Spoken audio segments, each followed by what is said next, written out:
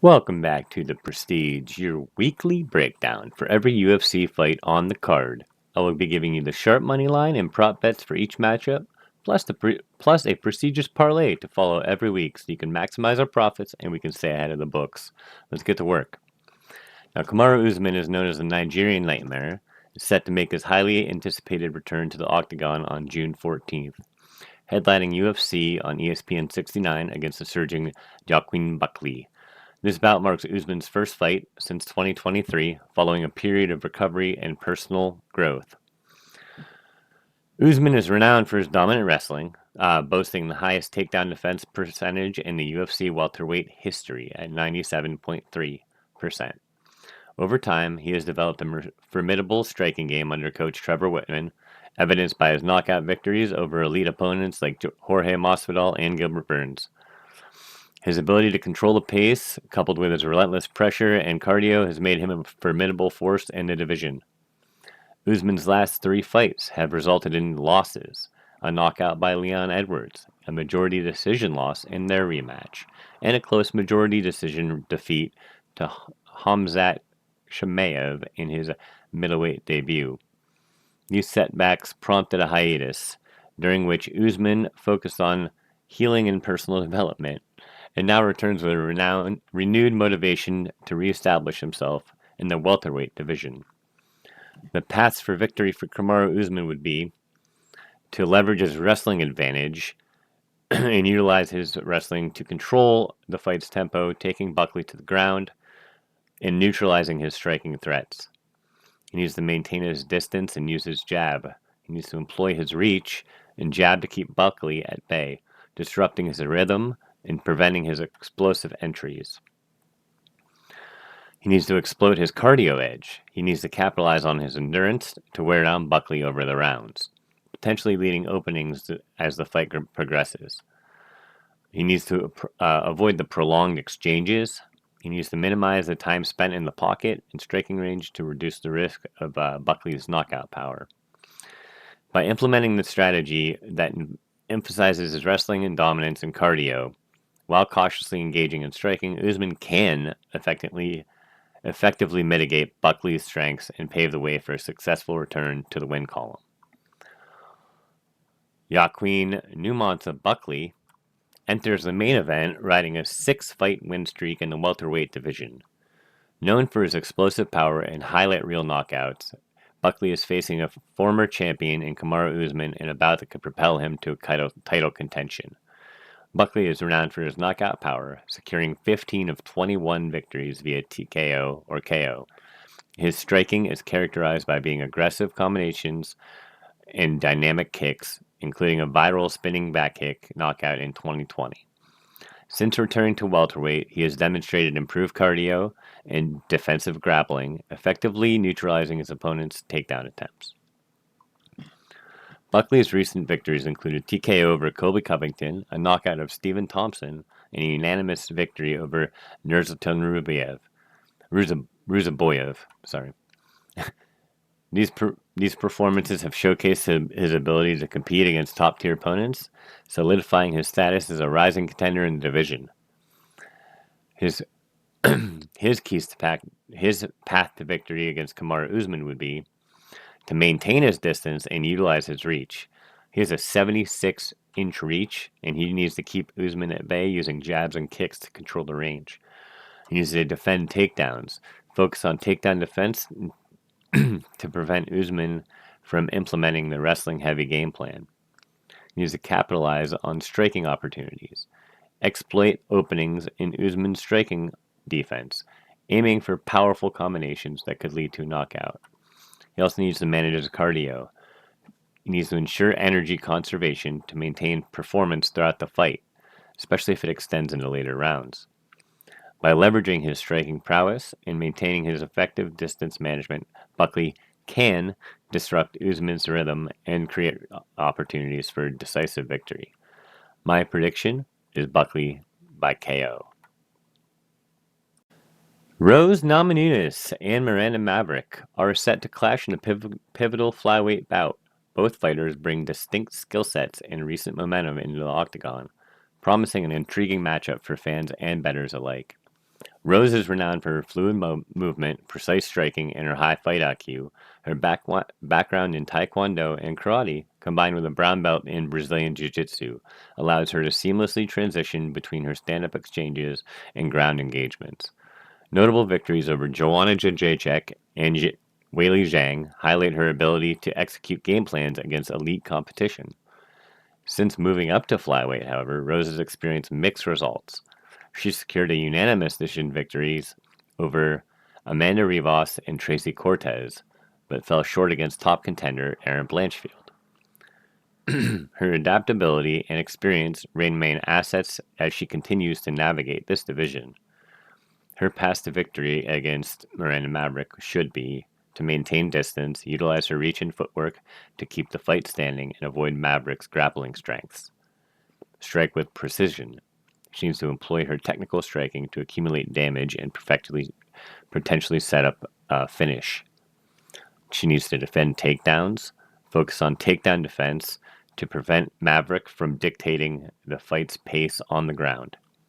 She also needs to leverage her experience. She needs to draw upon her champion experience to manage the fight's tempo. She needs to make strategic adjustments as needed.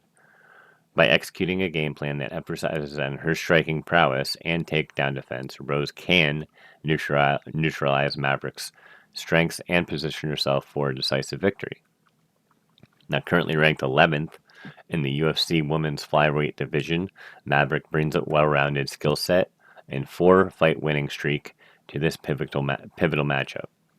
Maverick is a grappling specialist holding a black belt in Brazilian Jiu-Jitsu. She has secured 8 of her 17 victories via submission, showcasing her proficiency in ground control and submission techniques. Her wrestling background complements her BJJ skills, allowing her to dictate the pace and position of a fight. While her striking is still developing, she effectively uses it to set up takedowns and maintain pressure on her opponents.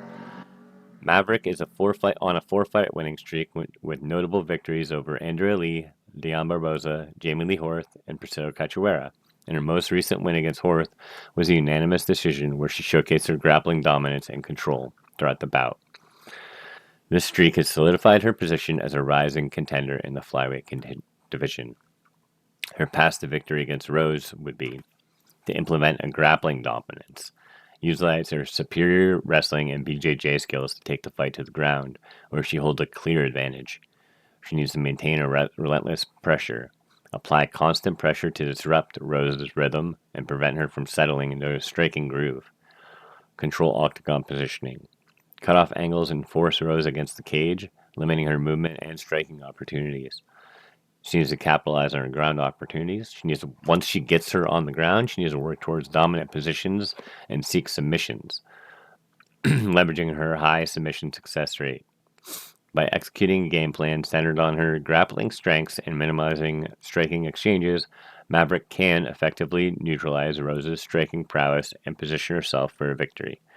My prediction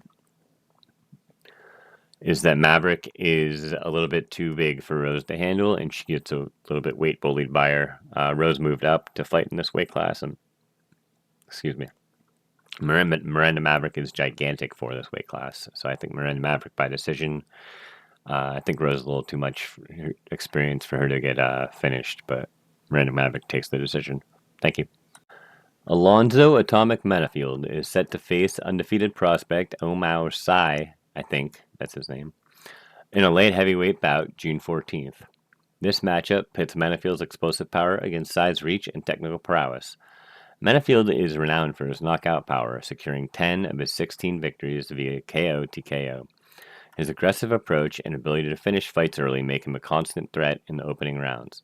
While primarily a striker, he has also demonstrated submission skills with 3 wins by submission, including a notable guillotine choke against Jimmy Crute at UFC 290. Menafield's recent fights have been a mix of highs and lows, however.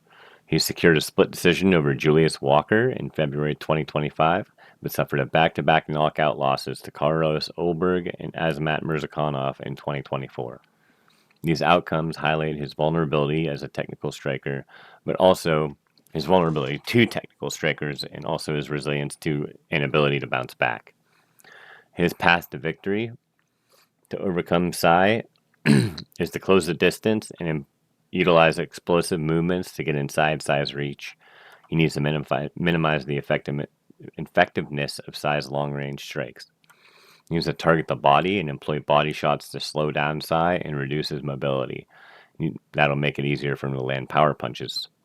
He has to mix in some takedowns and incorporate wrestling to keep Sai guessing and disrupt his rhythm, potentially exploiting any weaknesses in Sai's ground game. He also needs to maintain pressure and apply constant pressure to prevent Sai from settling into his preferred fighting range, forcing him to uncomfortable exchanges. By implementing this game plan and emphasizing closing the distance, targeting the body, and maintaining relentless pressure, Menifield can neutralize Sai's reach advantage and increase his chances of securing a victory.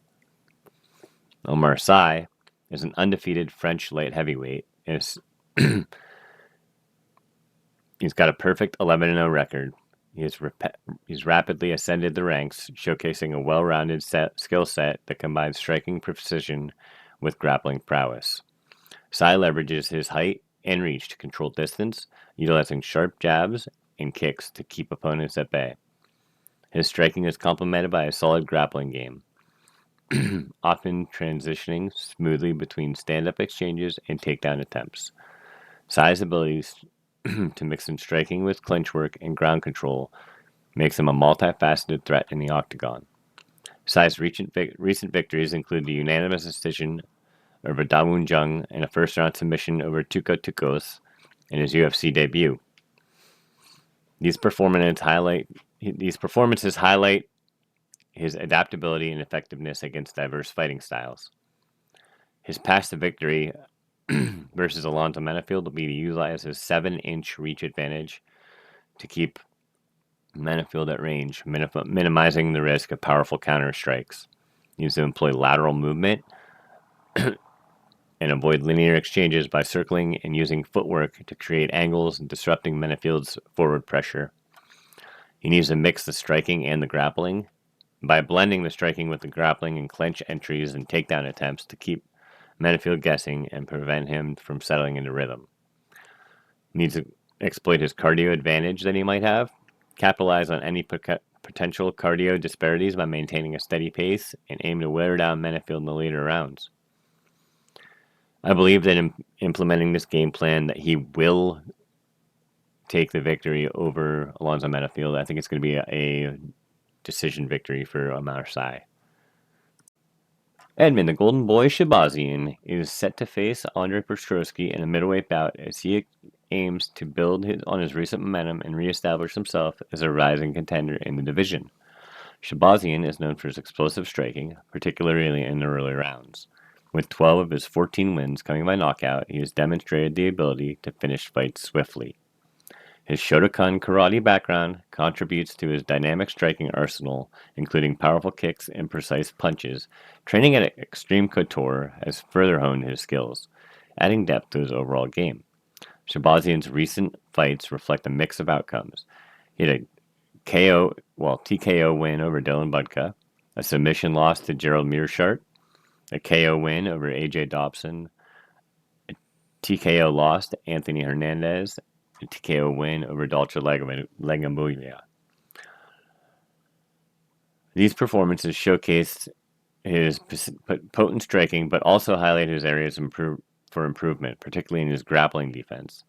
His path to victory versus Andre Petroski would be to utilize his striking advantage, leveraging his superior striking skills to keep the fight standing and aim to capitalize early on openings. He has to maintain distance and use footwork and reach to avoid grappling exchanges. He needs to minimize Petroski's opportunities for takedowns. He needs to improve his takedown defense overall. He needs to focus on defending takedown attempts to prevent the fight from going to the ground, where Petroski will have a significant advantage. He needs to manage his energy. He needs to pace himself to ensure a sustained performance throughout the fight, avoiding early fatigue that could be exploited. Andre Petroski is a formidable presence in the UFC's middleweight division. With a strong wrestling foundation and evolving striking skills, Petroski aims to leverage his strengths against Shabazian's striking prowess. Petroski is a seasoned wrestler with a brown belt in Brazilian Jiu-Jitsu under Daniel Gracie. His grappling acumen is evident in his 4 submission victories, including his notable finishes via anaconda and arm triangle chokes. Complementing his ground game, Petroski has secured 4 wins via knockout, showcasing his developing striking capabilities. His ability to control opponents on the ground and apply relentless pressure makes him a challenging matchup for many in the division. Petrosi's recent wins demonstrate his resilience and adaptability. He has a unanimous decision over Rodolfo Vieira. He has a unanimous decision over Dylan Budka. He has a unanimous decision over Josh Fremd, a TKO loss to Jacob Malkoun, and a TKO loss to Michel Pereira. Those performances highlight his capacity to rebound from his setbacks and maintain a competitive edge in the middleweight division. His path to victory to beat Edmund Shabazian would be to implement his grappling dominance and utilize his superior wrestling and BJJ skills to take the fight to the ground, where he holds a clear advantage. He needs to maintain relentless pressure, apply constant pressure to disrupt Shabazian's rhythm and prevent him from settling into a striking groove. He needs to control octagon positioning, cut off angles, and force Shabazian against the cage, limiting his movement and striking opportunities. He needs to capitalize on his ground improvements. Once he gets him on the ground, he needs to work towards dominant positions and seek submission openings by leveraging his high submission success rate. By executing his game plan centered around this and his grappling strengths and minimizing his striking exchanges, I believe Petroski can effectively neutralize Shabazian's striking prowess and position himself for a decisive victory. My prediction is Andre Petroski, and I think he's going to get him in a sub. Cody Brundage, let's go. A resilient and powerful middleweight is set to face an undefeated prospect, Mansour Abdul Malik, at UFC on ESPN 69 on June 14th in Atlanta, Georgia. Brundage aims to leverage his wrestling background and finishing ability to halt Abdul Malik's ascent in the division. Brundage is a former collegiate wrestler from Newberry College, where he is a 2-time NCAA qualifier and team captain. Transitioning to MMA in 2019, he has developed a reputation for explosive finishes. He secured 6 of 11 victories via knockout and 3 by submission. His wrestling foundation allows him to control opponents on the ground, while his striking has evolved to include powerful punches capable of ending fights early. Brundage's resilience and his ability to capitalize on opponents' mistakes make him a very dangerous adversary. His recent performances showcase his volatility and finishing ability. He has a TKO win over Julian Marquez. He's a no contest because of illegal elbows against Abdul Razak Alhassan. He has a submission rear naked choke loss to Bo Nickel. He has a KO slam win against Zach Reese, and an illegal elbow DQ win against Jacob Malkoun. These performances highlight Brundage's capacity for early finishes and his susceptibility to submissions against high-level grapplers. His path to victory would be to utilize his wrestling advantage. He needs to employ his superior wrestling to control the fight's pace, taking Abdul Malik to the ground and neutralizing his striking threat. He needs to maintain distance and use his jab to employ his reach and jab. He needs to employ his reach and jab to keep Abdul Malik at bay, disrupting his rhythm and prevent explosive entries. He needs to exploit his cardio advantage, capitalize on his endurance to wear down Abdul Malik over the rounds, potentially leading to openings as the fight progresses. He also needs to avoid prolonged striking exchanges, minimize the time spent striking range in the pocket to reduce the risk of knockout power of Abdul Malik. By implementing this strategy, I believe he could win. Mansour Abdul Malik is an undefeated middleweight prospect. He's 8-0 and he's rapidly ascending the ranks. He showcases a dynamic striking arsenal and a finishing prowess. He's renowned for his explosive striking. He has 7 of 8 victories via TKO, KO, and 1 by submission. His ability to finish fights early is evident, with multiple first-round stoppages in his career. Training at MMA Masters, he's honed his skills, blending striking with effective takedown defense. His recent performance highlight his dominance. He has a win over Nick Klein. He has a TKO win over Dusko Todorovic, and he has a TKO win over Wesley Schultz. Those victories underscore his abilities to control the fight's pace and capitalize on vulnerabilities. His path to success against Cody Brundage would mean to maintain his distance. He has a 7.5 inch reach advantage over Cody Brundage. He needs to leverage those jabs and keep the kicks at bay keep the kicks going to control the range. He also needs to defend Cody's takedowns. He needs to employ his wrestling background to thwart Cody's takedown attempts, forcing the fight to remain standing where he holds a significant advantage. He needs to exploit his striking opportunities and capitalize on Brundage's defensive lapses with precise combinations, aiming for early finish. He needs to manage a pace and set a tempo that challenges Brundage's cardio, potentially leading to openings as the fight progresses. I think that Cody Brundage gets a win here. I think he's just too aggressive and too reckless. He's a tough guy to beat.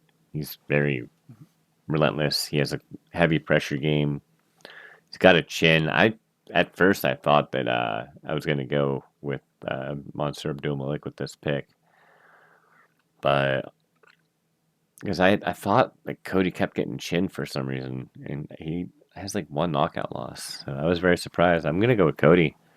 I think he gets this done. I think he's the first real test for Monster Abdulmalik that has like a real chin and some backbone. And I think Cody is a good guy. He's got good wrestling, and it's hard to beat a good wrestler with a good control. So let's go Cody Brundage. Big underdog. All right, one of my favorite fighters, Cody No Love Garbrandt. He's a former UFC bantamweight champion. He's set to face dyslexia. Raoni Barcelos. Sorry, I'm horrible at other languages and other accents. At UFC on ESPN 69 on June 14th in Atlanta, Georgia. Garbrandt aims to leverage his striking prowess and experience to secure a victory over a seasoned Brazilian contender.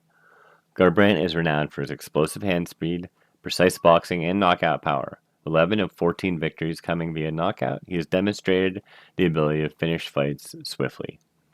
His footwork and counter-striking are particularly effective over aggressive opponents. Garbrandt's wrestling background also provides a solid defensive foundation, allowing him to keep fights standing where he excels. His recent fights, however, reflect a mix of outcomes. He has a KO in round 1 victory over Brian Kelleher. He has a unanimous decision victory over Trevin Jones, and he has a submission loss to Davison Figueiredo. Those performances showcase his potent striking, but also highlight his areas for improvement, particularly in grappling defense, which his paths to victory against Raoni Barcelos are to utilize his striking advantage, to leverage his superior hand speed and boxing skills to outstrike Barcelos, focusing on quick combinations and a lot of movement. He needs to maintain his distance, use footwork to keep the fight at range, minimizing Barcelos' opportunities from takedown or clinch work. He needs to defend takedowns, employ his wrestling background to thwart Barcelos' grappling attempts, keeping the fight in his preferred striking domain. He also needs to exploit his openings and capitalize on Barcelos' defensive lapses with precise counters, aiming for early finishes. Raoni Barcelos is a seasoned Brazilian bantamweight. He has a well-rounded skill set. In his recent victories over rising prospects, Barcelos aims to leverage his experience and grappling prowess to secure another win. He's a black belt in Brazilian Jiu-Jitsu over his father, Leotar Barcelos, and a 5-time Brazilian national wrestling champion. His fighting style is characterized by a blend of technical striking, solid wrestling, and submission grappling. He has secured 8 wins by knockout, 3 by submission, and 8 by decision, demonstrating a versatility in finishing fights.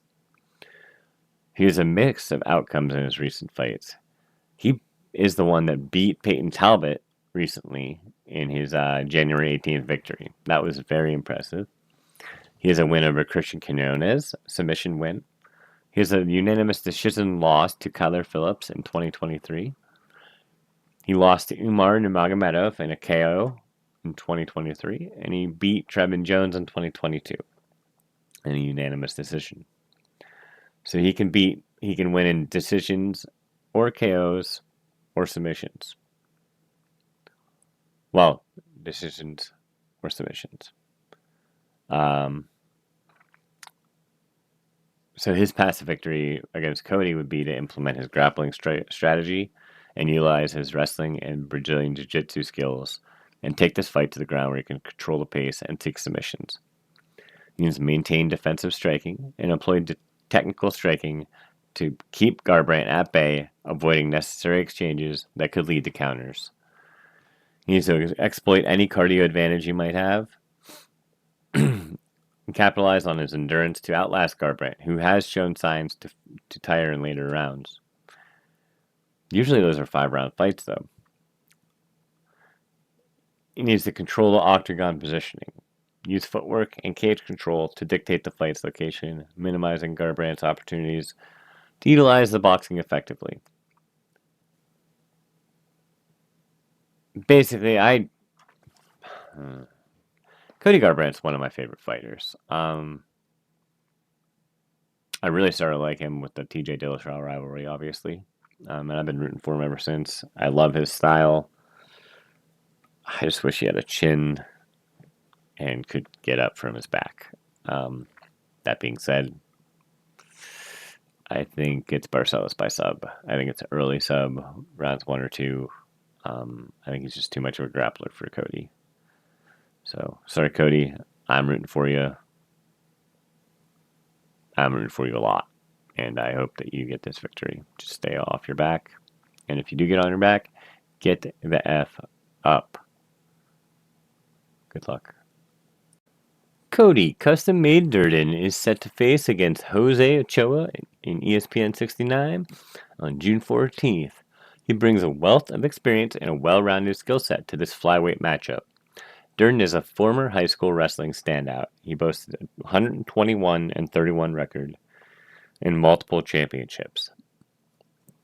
Transitioning to MMA in 2016, he has developed a balanced skill set, securing 6 wins by knockout, 6 by submission, and 5 by decision. His wrestling foundation allows him to control opponents on the ground, while his striking has evolved to include powerful punches capable of ending fights early. Durden's resilience and ability to capitalize on opponents' mistakes has made him a dangerous adversary. His recent performances showcase his volatility and finishing ability. His submission win over Matt Schnell. He has a unanimous decision loss against Josh Van. No shame in that. A TKO loss to Bruno Silva. Submission loss to Tagir Ulanbekov. And a decision win over Jake Hadley.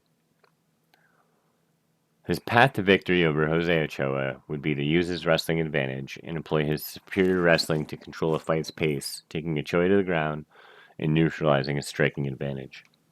He needs to maintain distance and use a jab. Employ his reach and use a jab to keep Ochoa at bay, disrupting his rhythm and preventing his explosive entries. Exploit the cardio edge that he has.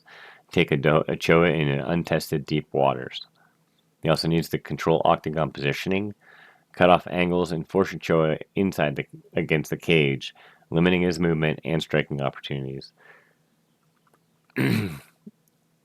Jose Ochoa is a promising Peruvian flyweight with a dynamic striking arsenal and solid grappling foundation. Ochoa aims to rebound from his first professional loss and establish himself as a UFC's flyweight division. He is known for his explosive striking, securing 6 of his 7 victories via KO and 1 by submission.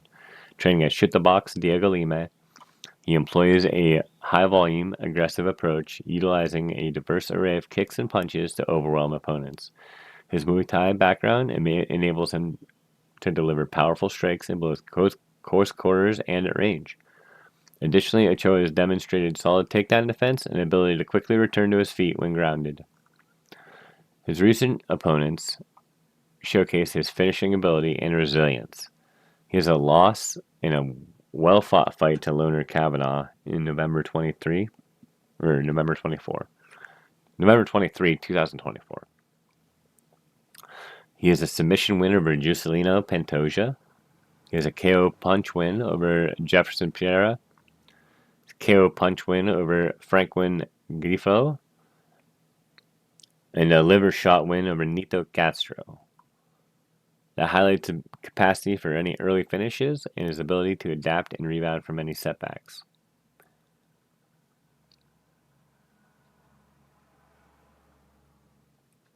His path to victory versus Cody Durden would be to maintain striking distance and utilize his reach and footwork to keep the fight standing, minimize Durden's opportunities for takedowns.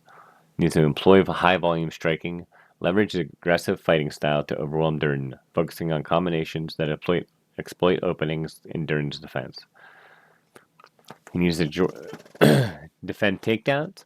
He needs to utilize his solid takedown defense to thwart Durden's wrestling attempts, keeping the fight on his preferred striking domain and exploit any cardio advantage he might have. I think this is another trap fight. I'm not going to fall for it.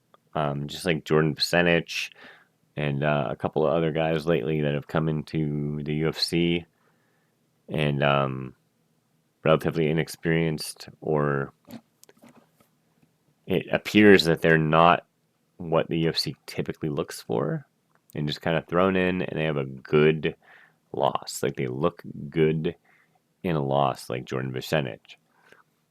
I bet on Jordan Pesenich the next fight, and he lost. I'm not falling for it. I think Cody Durden takes this. I'm not sure how he does it. Probably a decision, but I'm not falling for it. Let's go Cody Durden. Right, Michael Maverick Chiesa is a seasoned UFC welterweight set to face Court McGee at UFC ESPN 69 on June 14th. He's known for his grappling prowess and resilience. Chiesa aims to leverage his experience and submission skills to secure another victory in the welterweight division. He's renowned for his exceptional grappling abilities. He's secured 12 of his 20 victories via submission, predominantly through rear naked chokes. His wrestling foundation, combined with black belt in Brazilian Jiu-Jitsu, allows him to control opponents on the ground effectively. Chiesa's southpaw stance and reach advantage enable him to set up takedowns and maintain distance while striking. His recent fights showcase his grappling dominance and his resilience. He has a submission win over Max Griffin, a submission win over Tony Ferguson, rest in peace, submission loss over Kevin Holland, a unanimous decision loss over Sean Brady, and a submission loss to Vicente Luque. Note the Vicente Luque submission loss. Just saying. These performances highlight Chiesa's ability to secure submissions against seasoned opponents and his challenges against elite strikers with submission defense. Now, his path to victory against Court McGee is to implement his grappling. They're both grapplers, so he needs to implement his superior wrestling and Brazilian Jiu-Jitsu skills and take the fight to the ground offensively, where he can control the pace. When he's on the feet, he needs to maintain the distance and keep Court McGee away from him and grapple on his say-so. And I believe he'll have a cardio advantage, just being a little bit younger, so he should focus on that. And I feel like he's just a better overall fighter. He's less wild than Court McGee. I think Court McGee could win this with a knockout. And Chiesa has been subbed before, and Court McGee hasn't. And they're both jiu-jitsu people, so you could go with a Court McGee sub. The odds are kind of crazy for it. So I might be a flyer to take. So Court the Crusher McGee is a veteran. He's known for his resilience, his grappling acumen, and his relentless pace. He aims to leverage his experience and well-rounded skill set to secure victory. He has good grappling and cardio. He has a black stripe red belt in Shintoshi Karate, Shintoshi Karate, and a fourth degree black belt in Kujikenbo, and a purple belt in Brazilian Jiu-Jitsu.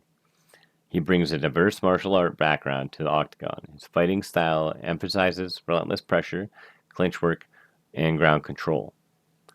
McGee's ability to push the pace and wear down opponents has been a hallmark of his career.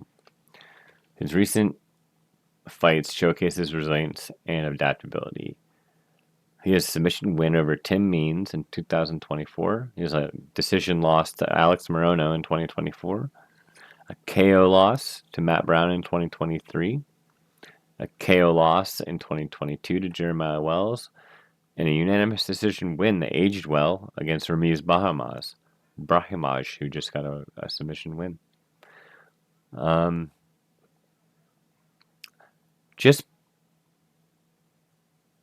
I feel like Chiesa has more paths to victory, even though he's been subbed and Court has not. And Chiesa is just a much bigger guy than Court. Court's a better striker, though. So if Chiesa can't get to the ground, then it might be a little difficult. His Court's paths to victory against Chiesa are to maintain striking distance, prevent Chiesa's takedown attempts. He needs to have good. I think he just needs to keep it on the feet, basically.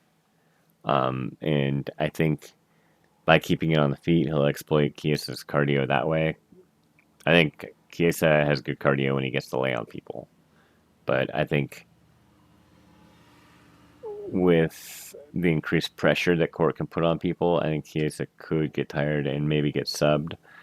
But I'm going to go with Chiesa by decision for this, just because I think he could land prey on him. And I think that's how he does it. I think he just kind of holds him to the mat and wins that way. Michael Chiesa by decision. Ricky Simone is a seasoned bantamweight contender. He's known for his relentless pace and grappling prowess. Simone aims to leverage his skills to secure a victory over dynamic striker Jourdain. Simone is renowned for his high-pressure fighting style, blending relentless striking with wrestling. With 7 wins by knockout, 4 by submission, and 10 by decision, he showcases a versatility in finishing fights. His black belt in Brazilian Jiu-Jitsu under Fabiano Schurner complements his wrestling, allowing him to control opponents on the ground and seek submissions. His recent performances highlight his resilience and finishing ability. He has a KO over Javid Bassarat. He has a loss over Vinicius Oliveira. He has a loss over Mario Batista, a loss over Song Yadong, and a submission win over Jack Shore. His knockout victory over Javid Bassarat earned him a Performance of the Night bonus, showcasing his striking power and ability to rebound from setbacks. His path to victory against Charles Jourdain would be to implement his grappling. He needs to utilize his superior wrestling to take the fight to the ground. He needs to maintain his pressure and keep Jourdain on the back foot, limiting his striking. I believe that Simone will have a much bigger cardio advantage. Even though Jourdain's like the king of like late round finishes. I think not here. And I think Simon has to use his footwork and keep Jourdain's movement and striking to a minimum. I think he needs to execute his game plan centered on grappling strengths and sustained pressure. That way I think that's the best way he can beat Jourdain. Now, Charles Jourdain, Air Jourdain, as he calls himself, is a dynamic Canadian striker. And he's known for his aggressive stand-up game and submission skills. Jourdain has unorthodox attacks and finishing instincts. He has 8 wins by knockout and 6 by submission.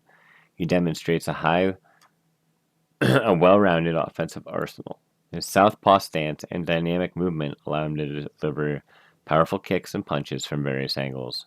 Training under Fabio Holanda, Jourdain has honed his grappling skills, making him a threat on the ground and on the feet. His recent fights, he has a submission win over Victor Henry. He has a KO loss over Jean Lord Silva, my favorite fighter. He has a split decision loss over Sean Woodson. He has a submission win over Ricardo Ramos. And a unanimous decision over Kron Gracie. That must have been a real tough one. I think that was the one where Kron just laid there on his back the whole fight.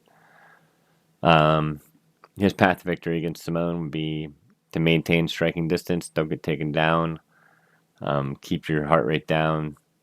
I think Simone's going to have a cardio advantage, and you need to defend takedowns.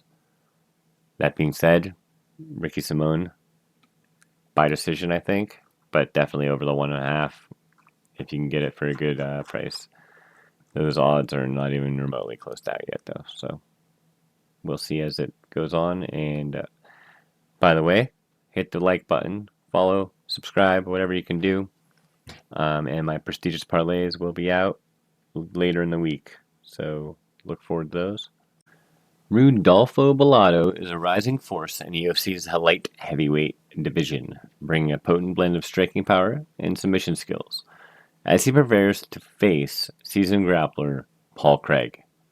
Bellato is a dynamic finisher with a 91.7% finish rate, comprising 7 knockouts and 4 submissions. His striking is characterized by aggressive combinations and powerful kicks, while his grappling proficiency includes submissions like triangle chokes, rear naked chokes, knee bars, and arm bars.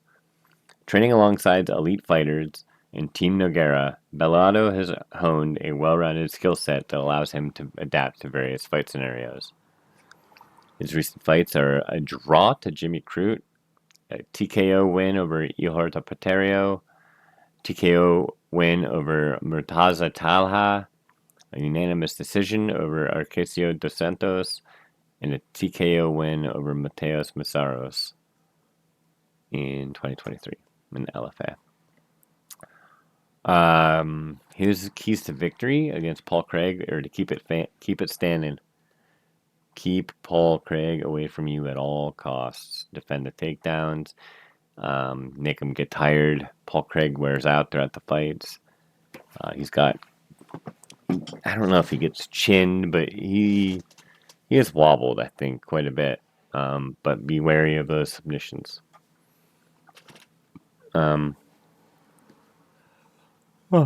Excuse me.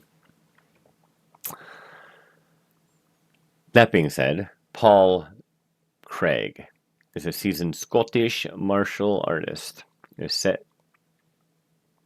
got more experience, and he wants to use exceptional grappling ability to secure his victory. He's renowned for submission prowess, securing 13 of 17 victories via submission, predominantly through triangle chokes and arm bars. He has a black belt in Brazilian Jiu-Jitsu under Brian Gallagher, complements his grappling-centric approach. He has unorthodox striking rooted in Kung Fu, and he adds unique dimensions to his stand-up game, often serving as setup for his takedowns. Excuse me. Recently, he has a decision loss to Bo Nickel, which was the most boring fight ever. He has a KO loss to Cal Barajo. No shame in that. Submission loss to Brandon Allen. He has a TKO win over Andre Muniz and a TKO loss to Johnny Walker. I love Johnny Walker. His paths to victory are to implement grappling. I think he needs to just grab a hold of Bellato for his dear life and break something. Just lay on him, choke him, hold on to him, seek submissions. And then when you're on your feet, do your Kung Fu shit, throw your weird strikes. I think he needs to be more aggressive than he was against Bo Nickel. I think that was the reason he lost. And he needs to exploit his advantage. He has quite a bit of advantage over Bellato. I think Bellato, he got chinned like 5 times in the last fight in the first round, but he stayed on and ended up pulling through. I think Bellato wins. I think this fight doesn't go to decision. I think it could go Paul Craig submission, Paul Craig knockout, Bellato knockout. I think those are the 3 options that it goes, but I don't think it goes to decision. So there's that. Phil, the Fresh Prince Rowe is a towering welterweight contender known for his striking prowess and finishing ability. He goes up against Ange Lusa. He aims to use his leverage and his physical advantages and experience to return to the win column. He's a dynamic striker. He's got a giant reach advantage over most opponents in the welterweight division. His fighting style is characterized by powerful punches and effective use of distance. He likes to keep his opponents at bay while setting up his strike combinations. He has 6 wins by knockout and 4 by submission. Rose demonstrated the ability to finish fights anywhere it goes. He has a brown belt in Brazilian Jiu-Jitsu, which complements his striking very well. His last bouts are a loss to Jake Matthews, a decision loss to Magny, a KO win over Nico Price, and a KO win over Orion Kosuke and Jason Witt. His paths to victory over Lusa are to utilize a reach advantage. He has an 80.5-inch reach. He needs to keep Lusa at distance with that. Use jabs, straight punches, control range, prevent close quarters exchanges. He needs to maintain striking volume. He needs to beat him with the volume. I think Lusa is going to win the moments, and therefore he's got to win the minutes. He's got to look better for a more period of time. That way, when Lusa looks flashy, he can take the minutes. He's got to defend takedowns. I believe Lusa is going to try and get him down because of the reach advantage. So if he does get taken down, he has that jiu-jitsu, but just try and stay up. That way you can just pick him apart. He's got to control the octagon positioning. This is a small octagon, I believe, so it might be a little hard. But that being said, and the last ninja, Lusa, is a dynamic welterweight fighter. He's a big dude, shorter, stockier guy. He's well-rounded, high output striker. He's got a background in kickboxing with a solid wrestling fundamentals. He has 5 of his last 10 victories over knockout. He has 4 decision wins, so he can go to decision. He can go the distance successfully as well. He does have 1 submission victory, but he does try and keep it standing and keep winning by that way. He trains at Killcliff Fight Club, so he's honing his skills there in between fights. His recent bouts, he has a loss to Gabriel Bonfim by decision. He's a accidental eye poke, no contest, to Brian Battle. I believe Battle's eye got poked by Lusa. He's got a Rice McKee win, unanimous decision. That was in 2023. He's got a decision win over AJ Fletcher in 2022 and a Munir Aziz unanimous decision loss in 2022. His paths to victory over Rowe are, like I said, Rowe's tall. He's 6'3". He's got 80.5-inch reach. And as you can see, Lusa's 5'10" with a 74-inch reach. So he's got uphill climb. So he's got to close that distance. He's got to get in there, negate that long-range striking, and impose his own offense. He needs to get some clinch work going. Maybe push him up against the side of the cage, get some trips and throws going, get him on the ground where he can control the pace up against the cage. Watch out for them triangles and the arm bars, though. He's got to target the body. Rowe's a tall, skinnier guy, and usually we, as in tall, skinny guys, are known to have weaker or be more susceptible against the body to power strikes. And if Lusa can maintain cardio and offensive cardio, it's a lot easier to move forward than backwards. So I think Phil Rowe could get tired that way. But I think it goes Phil Rowe. I think Phil Rowe wins by KO. I think he wins by sub. I think he could win by decision. Not that Ange Lusa is bad. I just think it's a bad matchup for him. Let's go Rowe. Right, this fight got changed around. Originally, I was going against Jamie Lynn Horth, and as you can see, now I'm going for her. But we will break it down anyway. Vanessa, Lil Monster, Demopoulos was set to face Jamie Lynn Horth on June 14th. She's known for her tenacity and grappling acumen. She aims to leverage her own experience and submission skills to secure the victory in this strawweight bout. She is a Brazilian Jiu-Jitsu black belt, renowned for her submission prowess, with 4 submission victories, including a notable armbar win over Silvana Gomez Juarez at UFC 270. She's demonstrated the ability to finish fights on the ground. Her aggressive grappling style is complemented by a resilient mindset, and often allowing her to overcome adversity during bouts. Demopoulos has experienced a mix of outcomes in her recent fights.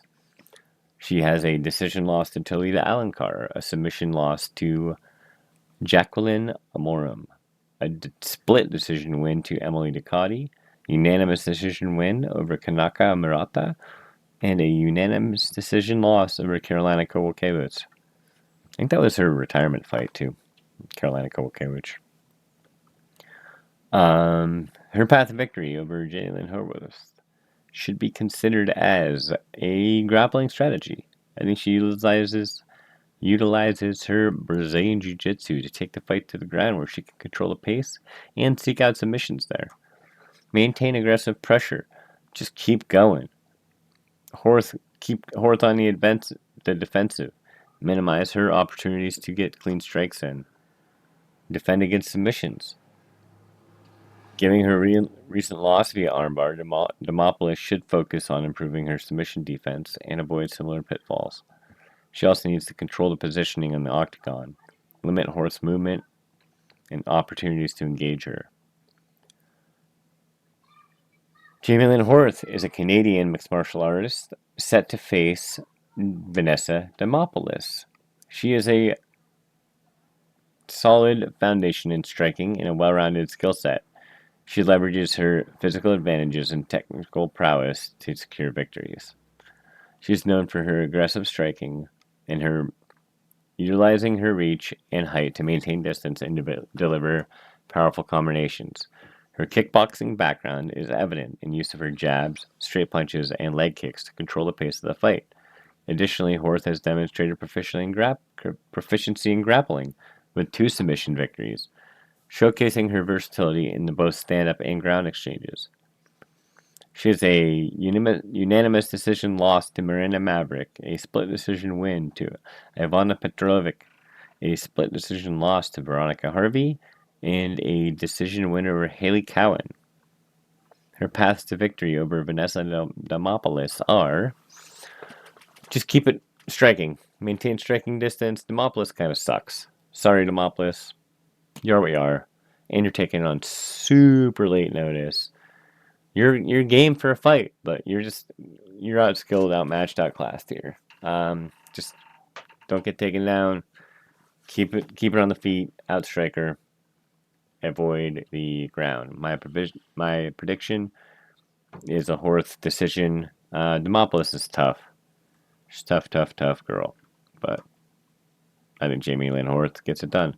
Originally, I was against against Horth going for Bleda by finish too, but it's just matchups.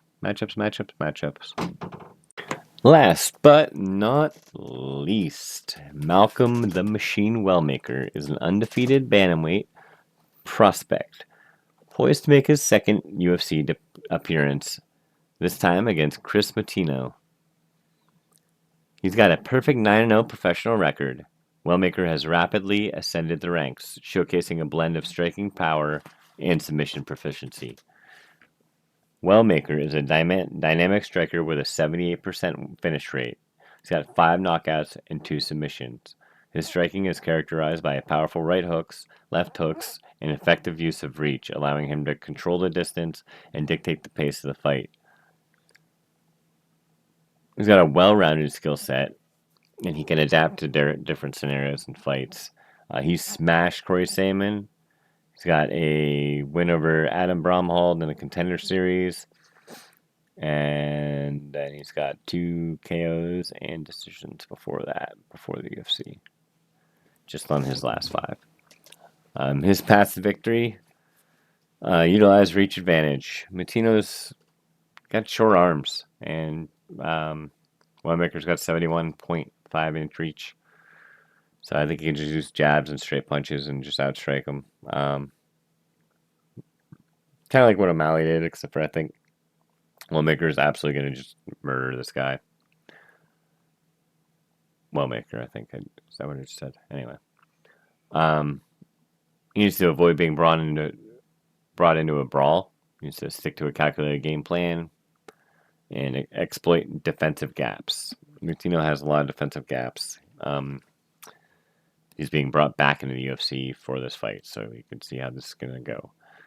Use feints and varied attack angles, and you should be able to just destroy Martino. Now, speaking of Martino, he is known for his relentless pace and unbreakable will. He aims to leverage his experience and tenacity to get a victory. He absorbed like 700 strikes against Sean O'Malley and didn't really. He got TKO'd, but he didn't really. They just saved his life. His last matchups, however, he's got a TKO win over Johnny Campbell in Cage Titans. He's got a TKO win over Elijah Harris in Combat Zone. He's got a guillotine win in Combat Zone against Jay Presley. He's got a Matthias Silva TKO win in CES, whatever that is, and a Bulldog choke win. Now, how he beats Wellmaker is pressure and volume. He needs to just sprint at him. Just disrupt his rhythm, power shots, body shots. He needs to really set up some body kicks, body shots, clench work, and he's trying. I don't think he's going to be able to outmuscle him at all, but he's going to try.